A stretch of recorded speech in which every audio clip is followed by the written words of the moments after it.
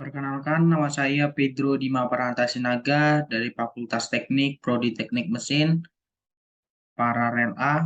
Di sini saya akan mempresentasikan tugas material teknik tentang struktur kristal. A. Struktur kristal. Yang pertama struktur kristal kubik. A. Struktur simpel kubik atau SC atau kubik sederhana. Dalam struktur kubik sederhana, atom-atom hanya terletak di bagian sudut saja, sehingga hanya bersinggungan di sepanjang sisi kubus. Total atom yang berada dalam sebuah unit sel dengan struktur SC berjumlah 1 yang diperoleh dari penjumlahan 1/8 atom yang terletak di sudut. Struktur ini kurang rapat dan memiliki bilangan koordinasi yang berjumlah 6. Bilangan koordinasi diartikan sebagai banyaknya atom tetangga terdekat atau banyaknya atom yang bersentuhan. Yang B, struktur body center kubik atau BCC. Dalam struktur ini, terdapat atom-atom yang terletak di semua sudut dan atom tunggal di bagian pusat kubus. Masing-masing unit sel BCC memiliki 2 atom. Satu atom berasal dari penjumlahan 1/8 atom yang terletak di 8 sudut kubus, dan satu lagi berasal dari atom yang terletak di pusat kubus. Ketika posisi atom yang terletak di bagian sudut dengan di bagian pusat adalah sama. C. Struktur phase center kubik atau FCC. Dalam struktur kristal FCC, atom-atom terletak pada bagian sudut dan juga di pusat dari semua permukaan kubus. Untuk struktur kristal FCC, masing-masing atom yang terletak di sudut dibagi-bagi ke dalam 8 unit sel. Oleh karena itu, atom phase center yang terletak pada bagian sisi terbagi menjadi 2. Total atom yang dimiliki oleh struktur kristal FCC ada 4, yang diperoleh dari penjumlahan 1/8 dari masing-masing atom yang terletak di 8 sudut dengan setengah bagian atom yang terletak di 6 permukaan sel. Yang D, struktur kubik lainnya. Yang pertama itu struktur kubik intan. Struktur intan merupakan gabungan dari subkisi FCC yang tersusun dari 8 atom sudut dan 6 atom yang terletak di pusat permukaan unit sel. Semua ini membentuk satu struktur FCC yang titik asalnya terletak pada koordinat. 2. Struktur cesium klorida atau CSCl. Dalam struktur kristal ini, anion terletak pada masing-masing sudut kubus dan di bagian pusat dari kubus ini diisi oleh satu kation yang dapat dilihat pada gambar. Pertukaran antara kation dan anion ataupun sebaliknya menghasilkan struktur kristal yang sama. Struktur ini memiliki bilangan koordinasi yang berjumlah 8 buah, baik untuk kation maupun anion.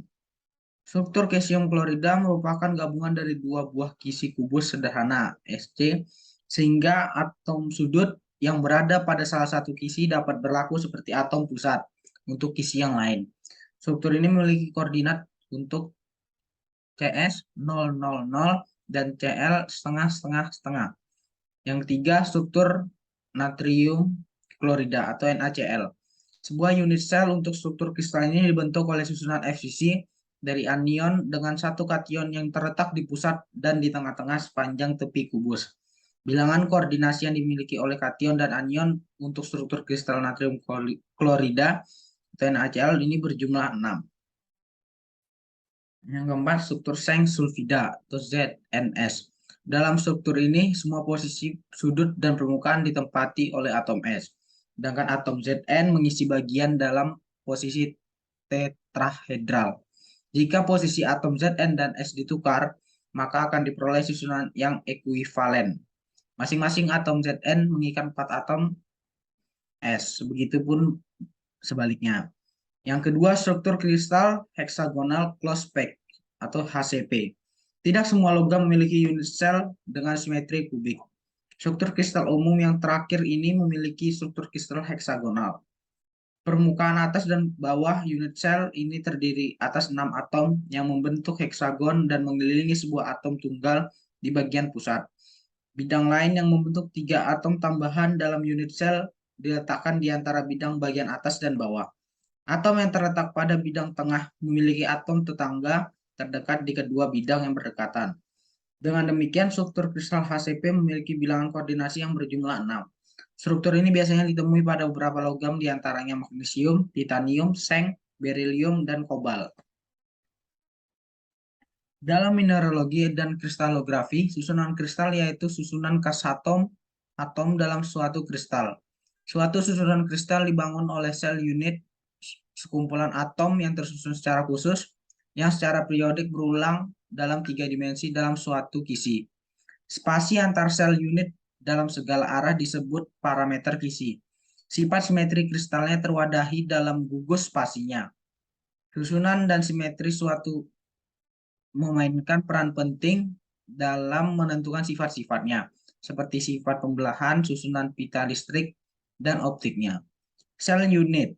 Satu sel unit yaitu susunan spasial atom-atom yang mengekor secara 3 dimensi untuk menggambarkan kristalnya.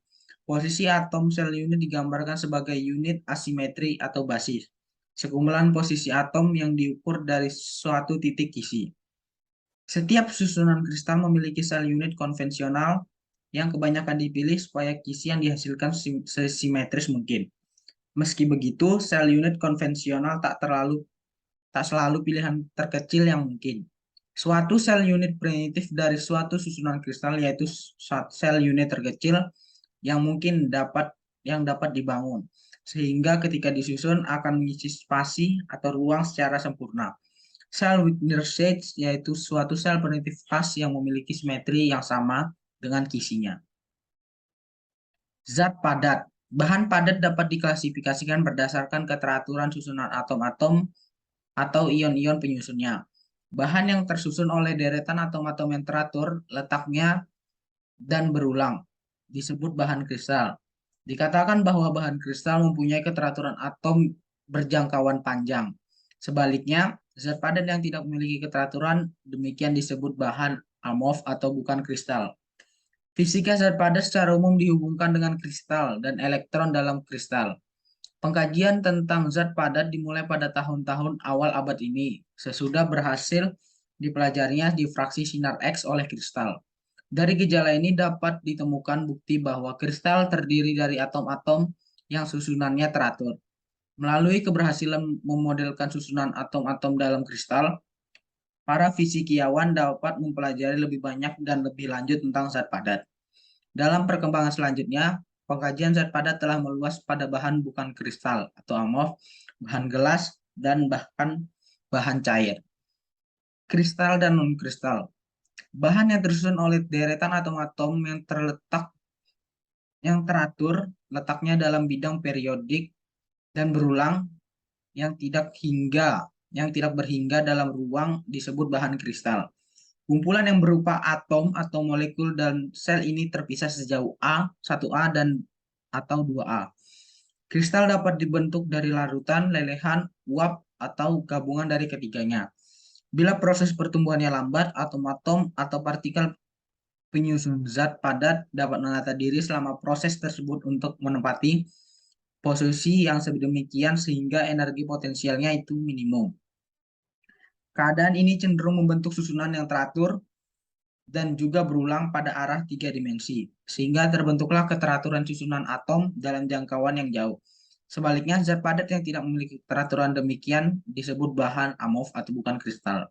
Dalam proses pembentukan yang berlangsung cepat, atom-atom tidak mempunyai cukup waktu untuk menata diri dengan teratur. Hasilnya terbentuklah susunan yang memiliki tingkat energi yang lebih tinggi. Susunan atom ini umumnya hanya mempunyai keteraturan yang berjangkauan terbatas, dan keadaan inilah yang mencerminkan keadaan amorf. Sistem kristal. Klasifikasi kisi-kisi atom raksasa. Suatu kisi kristal yang terdiri dari atom yang saling berikatan dengan ikatan kovalen, misalnya intan. Zat dengan kisi atomik raksasa sangat kuat serta mempunyai titik leleh dan didih yang sangat tinggi. Yang pertama kisi ion raksasa. Suatu kisi kristal yang terdiri dari ion yang terikat satu sama lain dengan ikatan ion, misalnya natrium klorida.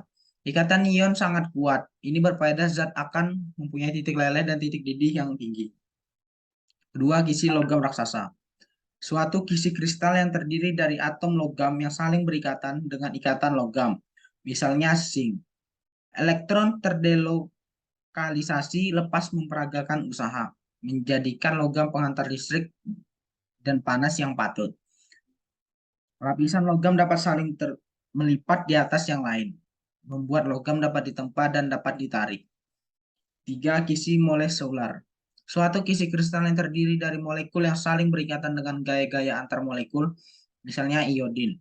Gaya ini lemah, sehingga kristal mempunyai titik leleh dan didih yang rendah bila dibandingkan senyawa ion dan dapat dengan remeh diputuskan. Ikatan kovalen di dalam molekulnya semakin kuat dan tak terlalu remeh untuk diputuskan. Sekian dari saya. Apabila ada salah perkataan, saya ucapkan mohon maaf. Sekian dari saya. Terima kasih.